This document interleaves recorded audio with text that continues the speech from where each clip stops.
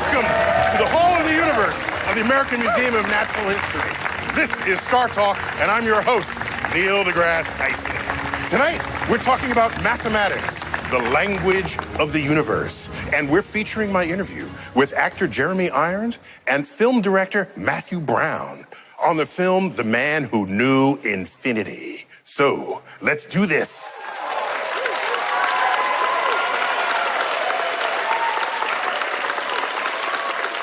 So I got with me comedic co-host Eugene Merman. Eugene, welcome back. Great to be here. All right, good to have you.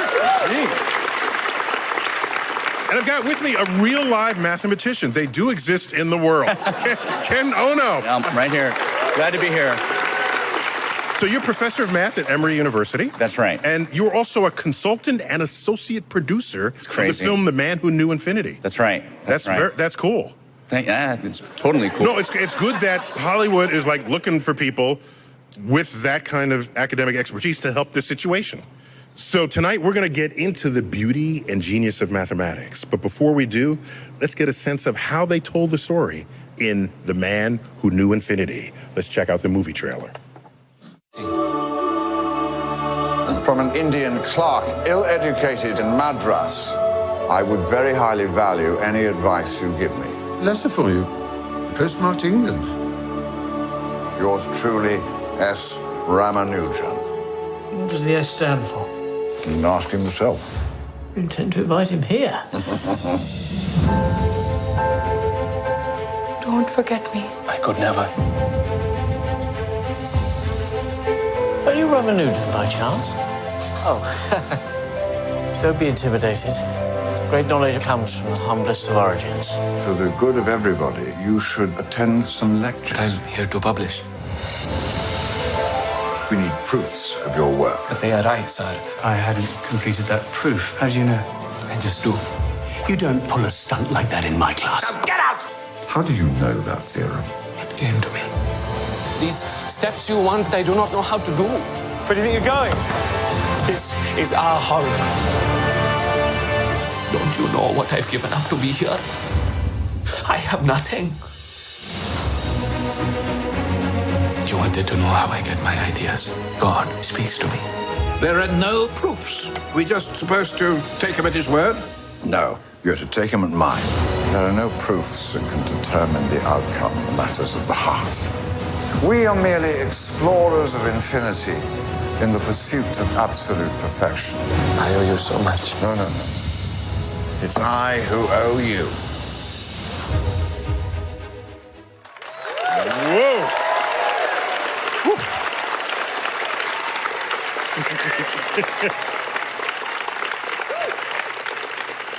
Some powerful stuff. So the film starts Dev Patel. That's right. And he's a well-known actor. From Slumdog Millionaire. Yeah, right. from Slumdog Millionaire. Right. And he's portraying the Indian math genius, Ramanujan. Exactly. Excellent. And also Jeremy Irons. Right. As his mentor. G.H. Hardy. Yeah, and he's playing G.H. Hardy, a famous English mathematician. So we don't often see mathematicians as the main character of a movie. Maybe they'll throw one in because they got to solve something, and you go in and come out of their character. This one, the main character is a mathematician. That's right. And so that's impressive for me that there be a feature-length film, fully produced, with real actors on this subject. And really good actors. And a super quality film, by the way. Really good actors. In fact, one of the really good actors is Jeremy Irons.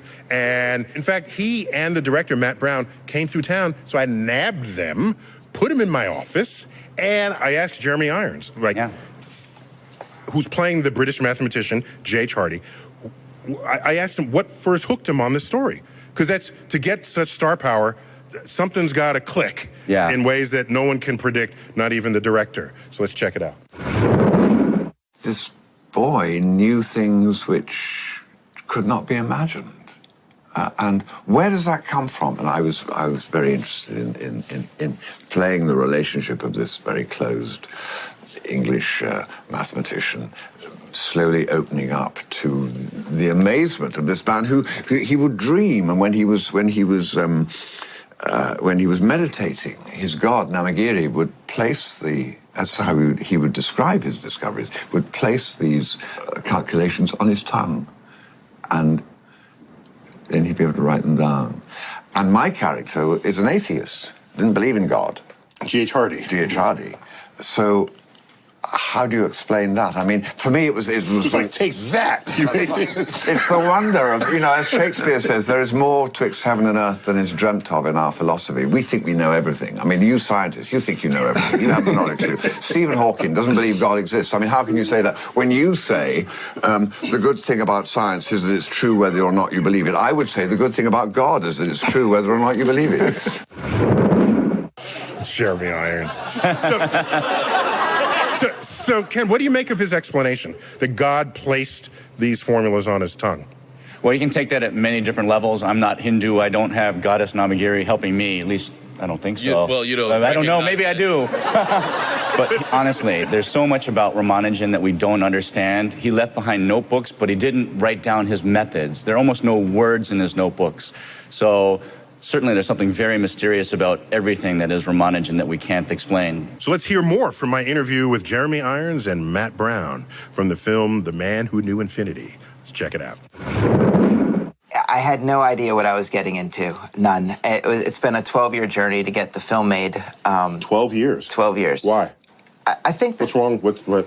What's wrong with Hollywood? No, it was just, I think it's the... In terms of astrophysics, 12 years is a blink of an eye. Thank you. Thank you. Yeah, it's very true. Yeah, in a billion years, it's just the bat of an eyelash. Yes. Yeah. No, I think Hollywood was a little intimidated by the subject matter, so that took a long time. So it was a book based on It was a book. It was Robert Kanigel wrote the most incredible biography, The Man Who Knew Infinity. I've read this book probably more than any other book I've ever read. It is a wonderful biography about the life of the math genius Ramanujan, who was at the turn of the century. He had no formal education to speak of. He was discovering whole fields of mathematics and rediscovering fields. I think when he was 12 or 13, he thought he had discovered trigonometry. Years old. Yes, at 12 or 13. Let's just be clear. Yes, at 12 or 13 years old, he discovered trigonometry, the entire field, and then he went into school only to find out that it had already been discovered, and he was deeply disappointed.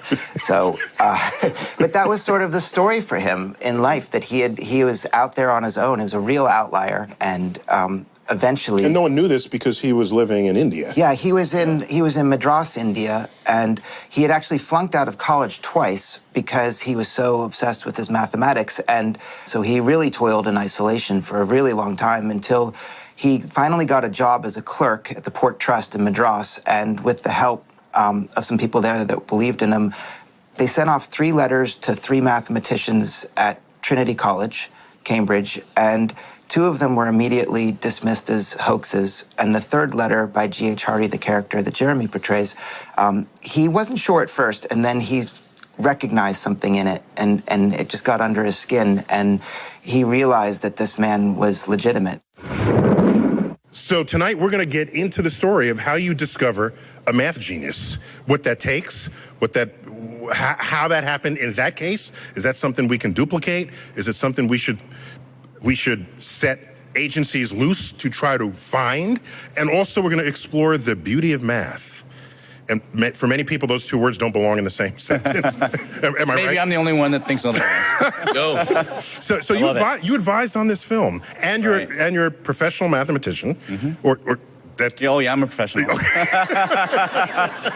Yes, I believe you. Just confirming. It'd be weird to get an amateur mathematician. Be like, that equation's close enough. Yeah. We don't want the amateurs on the stage here. So could you tell us why Ramanujan's work is so important, and why it may still matter today? So when was this? This was how long ago? So Ramanujan went to Cambridge during World War I. This would be Cambridge, England. England. This is 100 years ago. And he went there at a time when, well, India was under English, they were an English colony, basically. So culturally, it was very difficult. But why does Ramanujan matter now? Well, he matters now because it's an amazing story. He left behind 3 shabby notebooks that we're still studying today. And we discover that the formulas that he wrote down are useful for studying things like string theory and quantum gravity, subjects that didn't even exist when he was alive. It was like he was an incomplete prophet.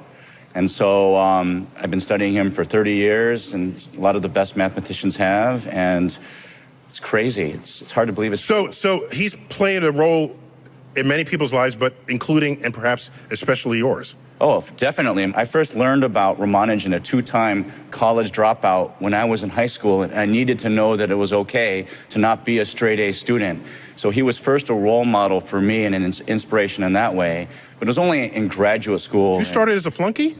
I dropped out of high school. You could have used Slash as a role model, too. I could have. I almost did. Okay. So I did. I dropped out of high school, and I fought with my parents because I didn't want to get straight A's and great test scores, only to discover that my father, who is a mathematician, looks up to himself, a 2-time college dropout, and that was such welcome news to, that was awesome to hear that you didn't have to be a straight A student. You didn't have to go through this inelastic system and be I have successful. a very similar story. My father was a mathematician, and I was a terrible student. You didn't have Ramanujan. That was probably what led me to comedy instead of math. Wait. So this so impactful in your life was this awareness of Ramanujan that you wrote a kind of a memoir? I did. What was that? So it's called My Search for Ramanujan. It's. Oh, wait. Oh. Whoa! It just appeared on my table. Wait, yeah. My Search for Ramanujan. Yes, how I learned to count. Right, and that's actually a pun because Was he a count? That would be the easiest way for it to be a pun, but I'm sure you have another. So it was actually about finding self-confidence. How to matter how to matter in your exactly. Yes. Right. Yeah. So I really. I understand. So I wrote this book because as a professor at Emory, we get a lot of students that are totally stressed out about test scores and getting into a top graduate school, when honestly, none of that really matters at the end of the day. Right. And so I wanted to share my weaknesses when most of my students wouldn't believe that any of what I wrote was actually true. So from what I know of your work, you work on a pair of equations called the Rogers-Ramanujan identities? What is that? Some of those things. These are actually the formulas that Ramanujan wrote in the letter that he wrote to Hardy that Hardy recognized as pure genius. Believe it or not, when Hardy received that letter 100 years ago, he didn't understand those equations, and we only figured them out 100 years later, just 2 years ago. What made him recognize it as genius as opposed to be like, this is all just cuckoo numbers? Right, because that's a very good point. Because if Hardy doesn't know what he's looking at, and Hardy knows that he himself is an important, famous mathematician. Right. Why say this is brilliant, in 100 years we'll figure it out, rather than say this is crazy, it's just gibberish. So that's an amazing statement because most mathematicians at the time dismissed Ramanujan as a crackpot. It actually took Hardy, who may have been the only man alive at that time, to recognize that there could have been some value in these crazy expressions. Sometimes it takes a genius to recognize a genius. That's what I tell people. So how could G.H. Hardy look at something he himself doesn't understand, yet assert that it's genius? So what Hardy said is the equation that Ramanujan wrote down was so far-fetched. There had to be some truth in it because no one would have the imagination to equate two so very different objects. And so his accounting is God touched his tongue and it came out, or touched his pen, but it was his tongue, whatever. I mean, he wrote them down. That's right. He wrote like a math Bible. That's what his claim is. It's very funny that you say that, yeah. He's like an incomplete prophet in many ways. We are still mining those notebooks. I'm not alone. There's Good. It's actually... Well, actually, I wish I was alone. I wish I could have it all to myself. Yeah. No, so when you're a math genius, it works to have God put formulas on your tongue. Or be very good at math. Well, work for Ramanujan. Would you analogize him to Mozart? Who actually, at a young age many people have. Writes down whole symphonies, and there it is. And where's the where are the erasures? Where are the practice notebooks? No. Oh, I wish we knew. It's all there. It's who knows where it is. But are you suggesting that the way Ramanujan did it is somehow more beautiful than the way others have solved their mathematical problems? Well, are you value judging the beauty of their work? Well, in all fairness, paper was very expensive in India at the time that Ramanujan lived. So he worked on a slate. And he worked in his head? And he worked mostly in his head, and he only recorded his conclusions in his notebooks. So we'll never know how he actually came about all of his works. It's very different from what we do. We take classes, we read papers, and then there are open problems. And But we you try to solve value them. that as beauty and elegance. Oh, absolutely. I value both. Honestly, you can be an important mathematician in many different ways. Even with paper? Yeah. Well, and computers now, Yeah. No, I agree. Every profession needs its kings and its carters, and there's nothing wrong with being a carter. Most of us are carters. What's a carter? Someone who does the day labor. Oh, okay. I was like, why are you bringing Jimmy Carter into this? Yeah. So more on genius and the beauty of mathematics when Star Talk returns.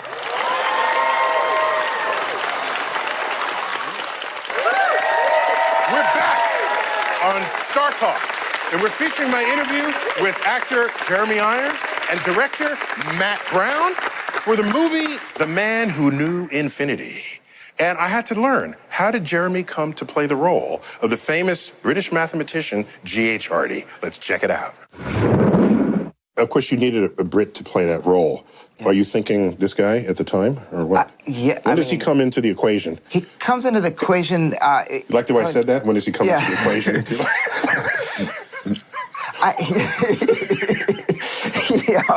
You're so technical. I mean,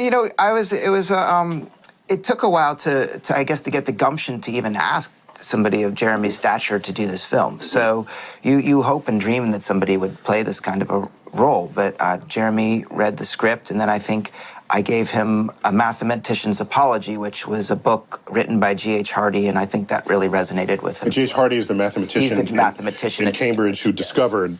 Yeah, it's a beautiful piece of writing. I mean, he was a very creative man beyond just mathematics. He's a beautiful writer as well. Mm-hmm. So he really made mathematics something that I think he could talk about emotionally. So I think people often think of mathematicians as sort of esoteric and out there, and they're intimidated by it. And these are real people. They're not all just madmen scribbling on a wall. Ken, how do you feel about math? Are you a madman scribbling on the wall? No, I'm not a madman scribbling. That's just what a madman would say about his own. Yeah.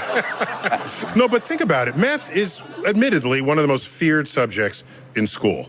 The phrase, I was never good at math, is probably uttered more than I was never good at any other subject in the curriculum. And so what gives there? Think of it this way. If you were an athlete, if you were training for a marathon, you wouldn't just expect to be fast at it. You'd have to practice, right? And so I think the reason people often say they're not good at math is because there's this belief that if you're good at math, you were just born with it. And that's just like so untrue, right? So how do you convey to people that you just encounter in the street that math is something beautiful? Well, I don't actually do that for a living. I mean, I do that in my classes. Okay, wait, back up. No, I'm with you. All right. Yeah. So I, an astrophysicist, can grab anybody by the lapels in the street and tell them something completely beautiful about the universe, and I think they will agree with my sentiment on its beauty. That's right. So can you do that with math? Well, now try that. that. Okay, so let me give you an example. Let me tell you something you probably didn't know. So every March we celebrate Pi Day. Pi Day? March 14th. And by the way, I'm wearing a pie tie. Well, okay. So here's the thing. There are even I'm still showing my tie. Okay. So while you're showing your tie, I'll tell you. So there are people that even memorize like 100 digits of pi or 1,000 digits of pi. Yeah, my son did that once. It's kind of out of control. I think it's a little weird, honestly. Yes, I agree. Your son's a little weird. I said, that's weird. And So I think something is beautiful when you get patterns out of things that are like, you don't expect to see patterns out of. Like serial killers? So check this out. This is what... They're killing pattern. You're exactly right. That's the first thing they talk about in the police precinct. But with math. So getting back to pi, so Ramanujan was one of the people who could tame pi, and believe it or not, he could tell you exactly what pi was by just writing down the odd numbers in order. 1, 3, 5, 7, 9, 11. He gave a procedure to exactly calculating pi. So you said he tamed pi. Yeah, it's not true that that pi is 3.1415, and eventually nobody knows. If you're willing to be creative and rethink how you would write down that number, Ramanujan showed you a way, and it only took. So I think we got an image of one of his expressions of pi. Let's check it out. There you go. Do you see all those squares? 1, 3, 5, 7, 9. Everyone knows what comes next. 11 followed by 13. So that's another way to write pi. This is actually how I would write pi, and it's beautiful. The 1.1415 mess, that's that sequence of 1 squared, 3 It's like squared. an infinite fraction. Goes on forever. But there's nothing hard about remembering that pattern. I can't wait to show that to somebody at a party. I think that's... Well, this is how I would write pi. Well, okay, well, we're not... Okay, wait. Have a drink. Oh, no, I will. I'm 100% serious. Okay, wait. So in the movie, Ramanujan says that a mathematical formula is like a painting, but with colors you cannot see. That's right. He does say that. Oh. I was just hoping for a reaction from you. But so rather than affirming You're that like, he says it. Okay. I think you can see the colors. So here's the thing. Yeah. Why is that? Why does he say that? He was a 2-time college dropout. He was writing formulas that nobody understood around him. It was like he might as well have been living in a desert. Did he ever finish college the 3rd time? No. He never finished college? Why are we even listening to this guy?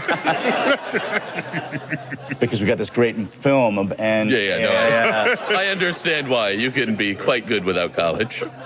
Right, so imagine this was early in the film where he's trying to describe what he does to his wife, and he's frustrated. Nobody has ever understood anything he ever wrote down, and he's just desperate. I'm writing down these formulas, and I hope to one day in my life meet someone that understands me. Okay, so these are the colors that we cannot see. That's right. That most people cannot see. Right, and that's how he chooses to Yet there's describe nonetheless his an work. underlying beauty to be revealed later. For him, and he hopes that he can find someone that shares that. More on math, the language of the universe, when Star Talk returns.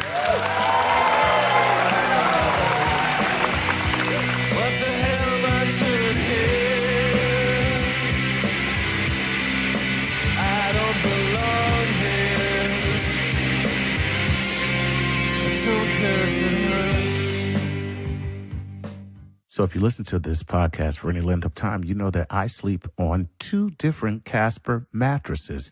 That's right. I have one in my home and I have one at my mother's house so that I can sleep in the same comfort when I go there.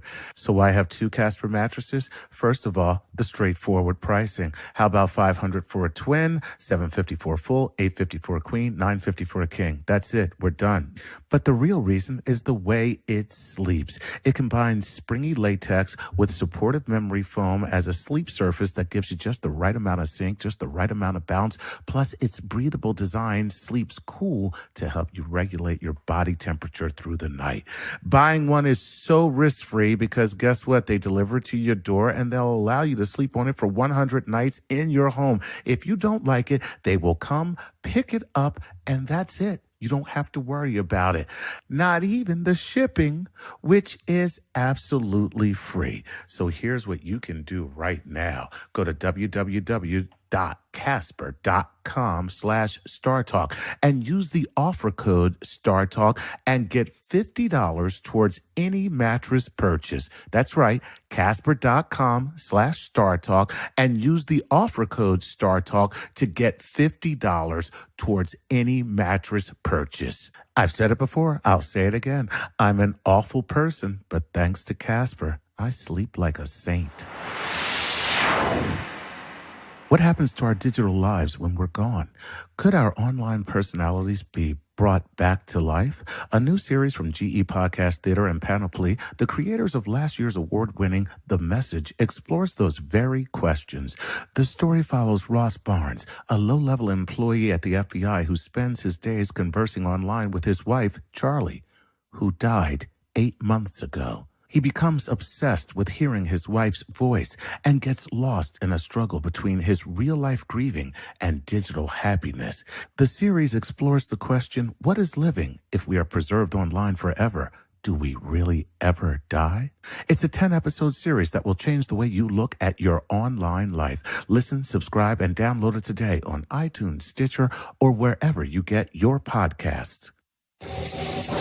This is Star Talk. Count on me like 1, 2, 3, I'll be there. And I know when I need it, I can count on you like 4, 3. Welcome back to Star Talk from the Hall of the Universe in of the American Museum of Natural History, right here in New York City. We're featuring my interview with actor Jeremy Irons and director Matt Brown from the film The Man Who Knew Infinity. And this film is about a self-taught math genius from India and an English math professor.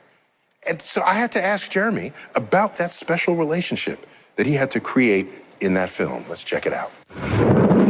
We tend to sort of rather generalize black and white in relationships, but there's a myriad of types of relationship. And this was, I think, a very heartfelt, you could say father-son. I don't know, it wasn't really that, but it was the relationship of two men who had the same dreams, who had the same passions for their subject. And that brings you really close to somebody. He describes it as being the greatest, well, the only romantic period of his life. But I think that was romance. Yeah, it was a different it wasn't idea of romantic. Sexual romance. Yeah, of course, of course. It was romance for sharing a dream and a time of his life when there was color and brilliance that later on in life he looks back on as having been the great period of his life. So, Ken, it's an intellectual romance. It is. And that's kind of what makes it a more interesting story to tell. Otherwise... That's really what the film is about. That's what it's doing, and why you have someone the likes of Jeremy Irons to portray. It's great, isn't it? It's great. Just hearing him talk. I mean, come on. Yeah. He seems very charming. I would like to be his friend. So, what else can you tell us about Ramanujan's relationship with G.H. Hardy? Well, it's actually a very complicated relationship. And do we know about this relationship? We know a lot about Ramanujan's writings, or is it from G.H. Hardy's writings? From both. So, in Did fact, they share a diary? No, they did not share a diary, but many of the letters between them still survive. So it's actually very interesting. At first, Ramanujan needed help from his mentor, Hardy. And at first, Hardy viewed himself as the great Cambridge professor who could offer that help. But over time, Hardy began to recognize more than just Ramanujan's creativity, his just sheer, the volume and of the work that he could produce. So that relationship went from mentor-student to almost being like equal partners, teammates. And it's beautifully told in this film. That human element is something you can't deny, right? It's not about... This is the great transition that someone makes. And it's not always easy, and not everyone survives that transition. They can't... That's right. They can't make that change from learning to the one who then becomes the teacher. That's right. That's right. But you turned out okay. Thank you very much. From the limited information we have.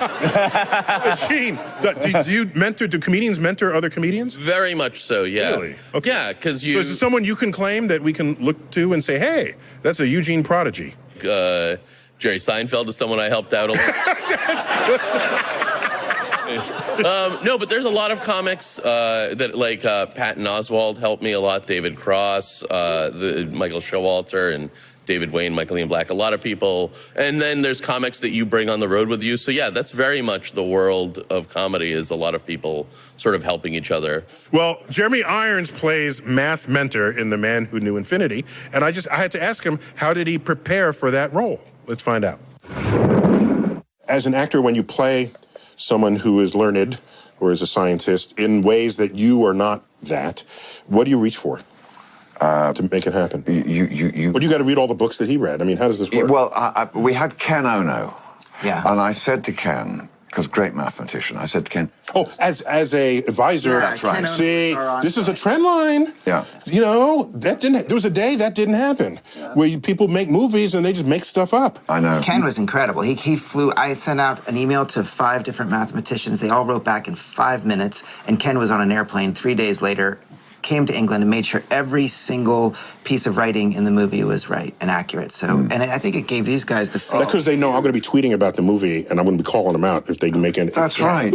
No, they vouch for it. Yeah, you've got to, when you have to pretend to be able to do things that you know nothing about, you've got to have somebody saying, that is right. Believe me, that is right. What you're doing is right. That makes sense. Because you don't know, you can't tell. I mean, I know if it's something emotional, I know whether it's true or not, or what, I can judge that. But so it was great to have Ken on this, and it gave me the confidence to say what I was saying, knowing that it was true and it was right. So, Ken, you got a good shout out in that segment. I like that very much. We got the man himself in studio. So, did you enjoy that experience? Oh, I loved it. You know, I have no experience in film, so all of it was new to me, and I have a much greater appreciation now for how hard it is to make a film, produce a film, and then promote a film. It's been really interesting. And by the way, both Dev Patel and Jeremy Irons, they were great students, so they know a lot more than they pretend in these interviews. They really elevate. So how do you coach someone who knows no math to sound fluent in math? We spent a lot of time in rehearsals talking about math, talking about how to pronounce all the equations. Oh my God, Did you have to teach teach the math? Like, meaning, did they actually learn a fair amount of math, or none? They didn't learn any real mathematics from me. Well, in some movies, like a person needs to learn how to draw. Actors, okay. Actors. But in some movies, like when someone's acting as like a drummer, they learn to drum. I get that if it's a movie, Okay. Yeah, because that would be better than a guy doing this. And you're like, why does it still sound like music? But I guess with math, no. Like, but they've got their phrasings of math expressions has to come out right. We spent hours reworking about a dozen scenes just to get the language right, get the intonation of the sentences right. We even practiced at a chalkboard how to write formulas so that you would emphasize the right strokes in equations. Most people probably won't notice this in the film, but mathematicians who've seen the film, they adore and embrace this. So more likely, if you see a film where a person was not coached in how to write the equation. That's obvious. Oh, it's completely obvious. Terribly obvious. How about Matt Damon in Good Will Hunting? How are his equations? Okay, so this is not the first time. I mean, we've got a list of movies that have featured mathematicians specifically, or scientists in general. So we've got A Beautiful Mind, who was a mathematician, and The Theory of Everything with Stephen Hawking, and The Imitation Game, and they're all great films. Yeah, these are all great films. These are not just obscure indie films with nobody starring in them. That's right. There's a demand for these films. I think there's a demand that people thought there never could be, because people kept saying, I don't like math. Right. And so there's a great story behind everybody. Everybody that's successful, there's a great story behind them. Well, more on math in the movies when Star Talk returns.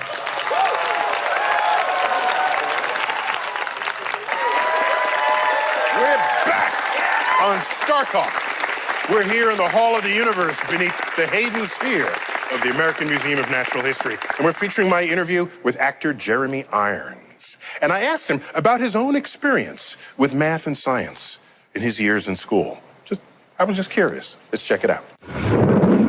As far as science was concerned, I was completely hopeless. I mean, I remember in my biology, I was put in the front row. I hated being in the front row because, you know, you were in direct contact with the person who was teaching you. And I would have an earphone in my hand. I had one of these first transistors, because I'm very old, so transistors sort of came out when I was young, radio, and it was smallish, and I had the earphone, and I was listening to the tennis. In other words, you're not paying attention in class? Not at all, but I was doing very badly. But at prep school, I discovered a meteorite as I was walking back from the games.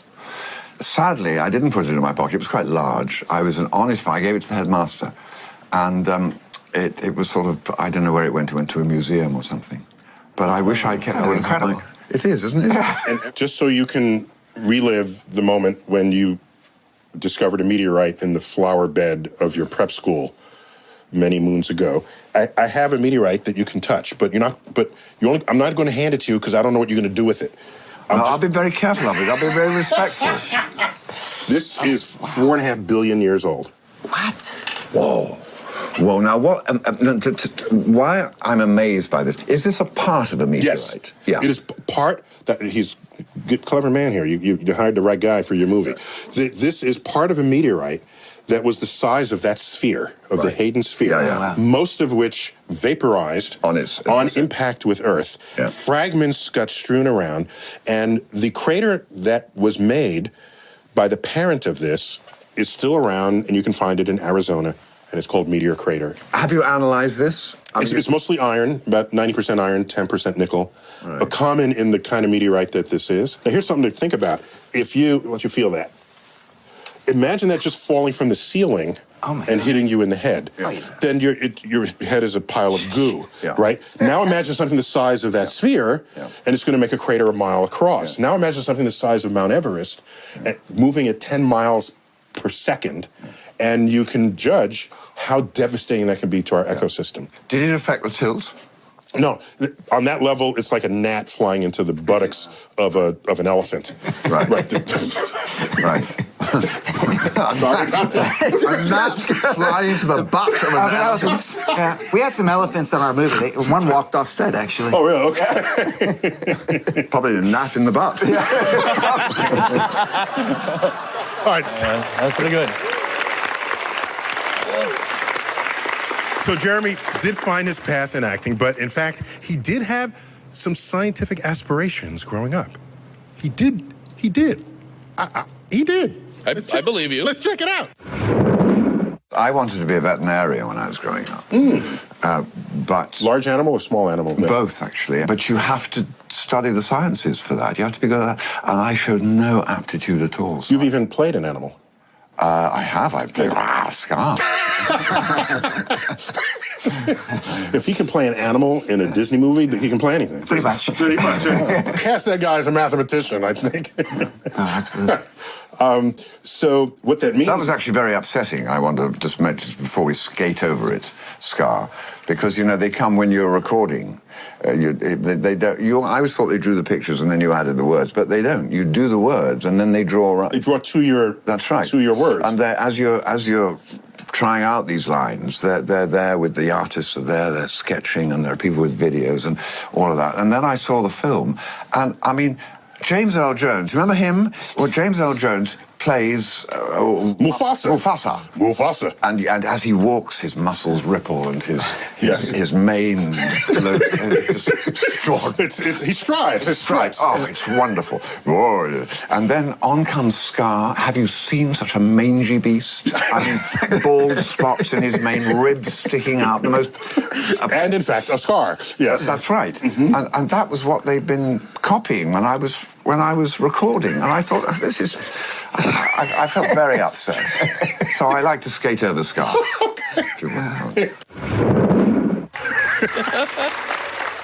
Well, up next, we're going to take your questions about the universal language of mathematics when Star Talk returns.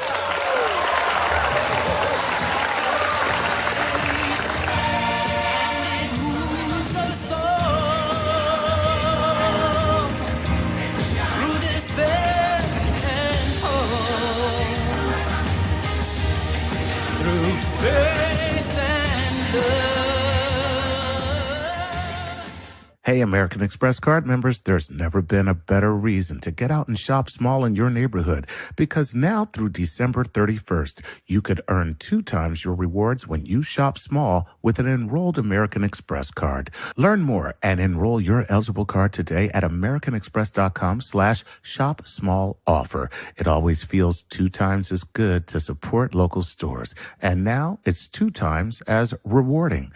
Prepaid and corporate cards issued by other financial institutions, the Plum Card and certain other cards are not eligible. Reward cap and other terms apply. This is Star Talk. Today is different. Reloading, no machines, please. Reloading, our machines are being screenshot my imagination. Welcome back to Star Talk, the American Museum of Natural History on Central Park West in New York City. We're talking about the beauty of math, and now it's time for the fan favorite Cosmic Queries segment. Yeah, and this is where we solicit questions from our social media. I have not seen them. No. But I brought backup in case I can't answer them. Yeah. So if I can't, I'll just say I can't answer it, let's go to Ken. Yeah. And I might go to Ken anyway, even if I can't answer it, because he'll be able to answer it better. Because these are about math and he's the mathematician. Okay. We got that, Ken? We're good. Yeah. We good? We're good. Just make sure I don't have to answer any questions. Okay. All right. Gene, go for Let's do it. Kim Hannikin from Ukiah, California says, is there any cosmic significance to the Fibonacci sequence? Ooh, Yeah. Good. Lovely question. Because I love me some Fibonacci. Oh, yeah. Yeah, who doesn't love Fibonacci? Right. Fibonacci numbers, each number is the sum of the two previous numbers. So you have 0, 1, 0, 1, 1, 2, 3. 1, 1, 2, 3, 5. And it's related to the topic of the day, Ramanujan. The Fibonacci sequence, if you take their consecutive ratios, they converge to a beautiful number called the golden ratio. What's the golden ratio?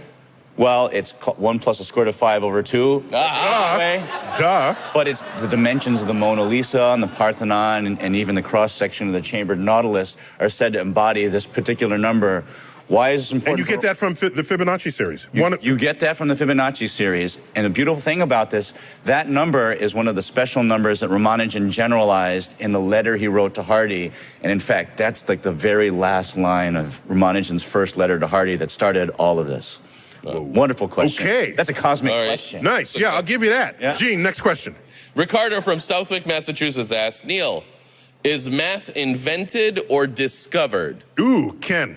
Are you going to answer any questions? Oh, that's an awesome question. As long as you're here, I'm handing it over to you. I can take it. This is my little baseball bat. Great question. So the formulas are there, right?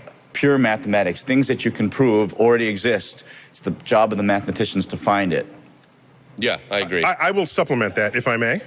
Yeah? I would say that in the same way in quantum physics, yes, we can have a particle that is simultaneously a wave, but we don't happen to have a word to describe them both at the same time, because we cannot wrap our head around that fact.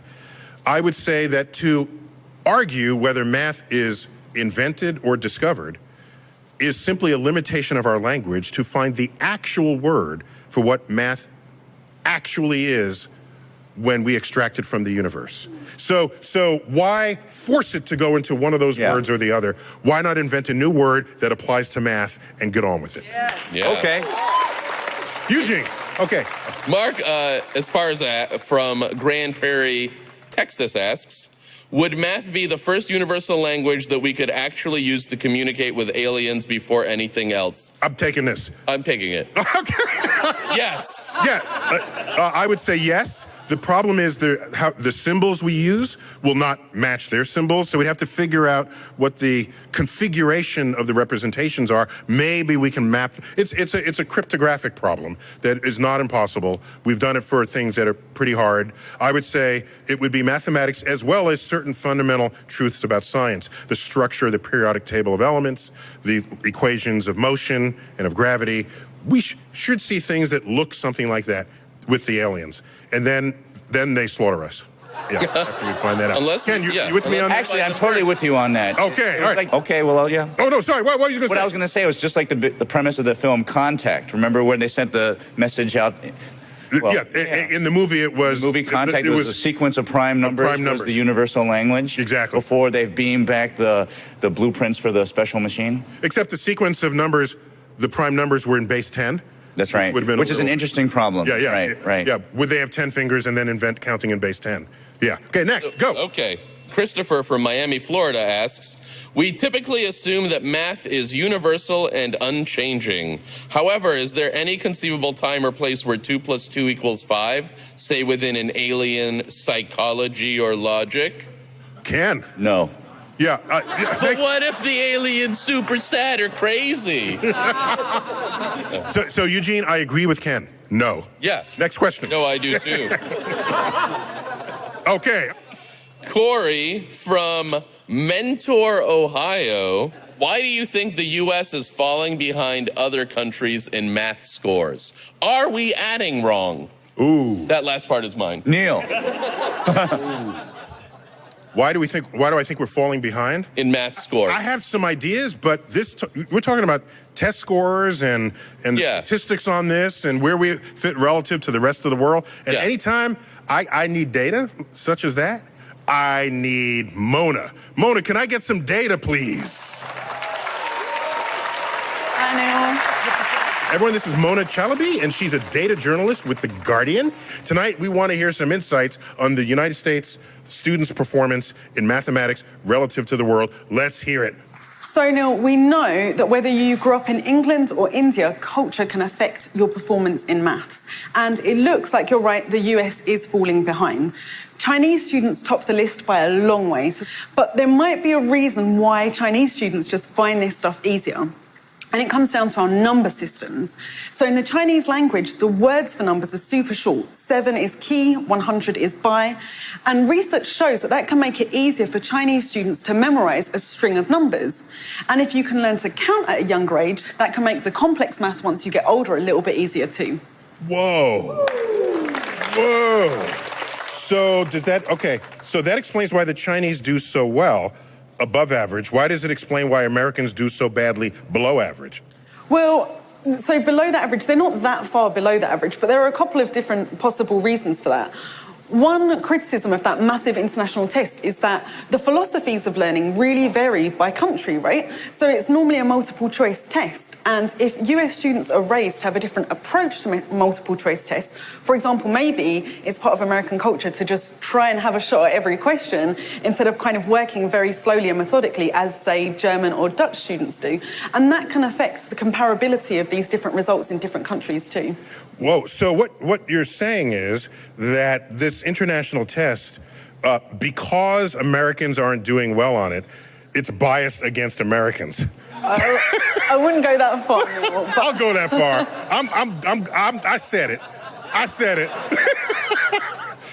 So I'm fascinated by this. So this might tell us that in our school system, we might encourage counting as we already do, but try to find another way to make it a fundamental part of what it is to go through childhood and toddlerhood. Yeah, absolutely. Obviously, emotion comes into it as well. You mentioned earlier on in the show that a lot of people say they hate maths, they're just not good at it. And that can create a real mental block to learning as well. Well, thank you, Mona, for bringing some data to the question. Well, coming up, Bill Nye the Science Guy explains how and why math is all around us when Star Talk returns.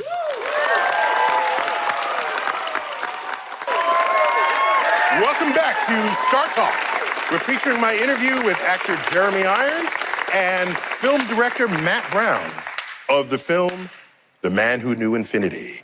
And in this last clip, I asked about just their reflections on the life story of the self-taught Indian genius, Ramanujan. Do you have any reflections on the notion of being self-taught? Yeah, my instinct is that we get our education completely wrong in that regard. I mean, the more I see about education, I see people answering tick boxes, which to me is... Multiple choice. Multiple choice, which has nothing to do with it.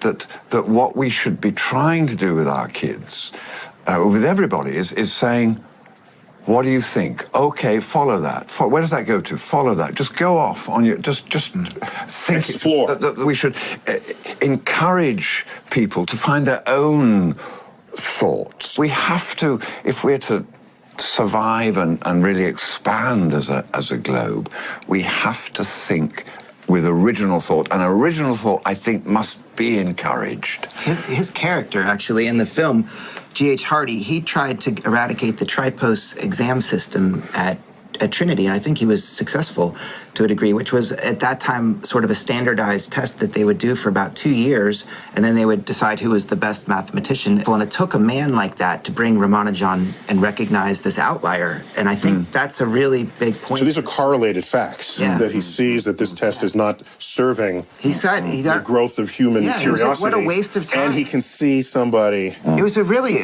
he was a very forward-thinking person to be able to do that. And one of them, I mean, if I have a message of the movie, it's that, you know, the fact that these two could open up their hearts and be able to be open, to be able to recognize outliers. Ken, how do we do that today? How do we find the outlier? Well, science usually proceeds by the work of thousands, but every once in a while there's a fireball like Ramanujan who propels human thought forward. We are searching the world. Just like SETI is scanning the skies for extraterrestrial life, we're going to scan our cities, our villages for mathematical talent. Science is becoming increasingly important to our future, so we just always need to be searching. Well, before we wrap this up, we must get an update from our man Bill Nye, the science guy, in a segment I like to call Nye Times in the City. Let's check him out. Mathematics is how we know nature. Just look around. Look at all the right angles. When you see a tree growing straight out of the ground or a building built up from the street, you're looking at right angles. They're orthogonal to a plane tangential to the Earth's surface if the Earth were a perfect sphere. That's simple enough. Now, here in Manhattan, the streets are laid out at first following bunny trails. But as human influence grew, we set up a street grid roughly parallel to the shores of the island. Where you live, the grid's probably north and south, east and west. It's a whole pack of right angles. And now when I look at the famous Flatiron Building here in New York City, not only do I see the right angle of the building being built up from the street, but the length of each of the sides is described perfectly by the Pythagorean theorem. The sum of the squares of the two short sides equals the square of the long side, the hypotenuse. It's beautiful. It's the result of centuries of mathematical investigation by countless geniuses. Wait, countless. Does that mean that there's a finite number of geniuses that we just haven't counted yet? Or is the number countless? Is there an infinite number of geniuses just waiting to emerge? Whoa. Well, either way, it all adds up. It's not magic, it's mathematic.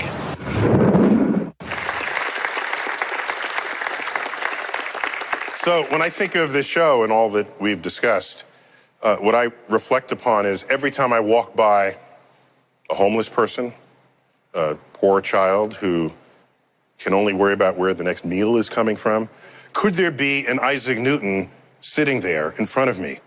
Could there be a Marie Curie that lays undiscovered before us? And so my sadness is when I ask myself, how many people among the 7 billion on this earth are not participants in the moving frontier of scientific and mathematical discovery? What great riches of mind, body, and soul remain unrevealed to us because the entire population of the world is not a participant in this grand adventure.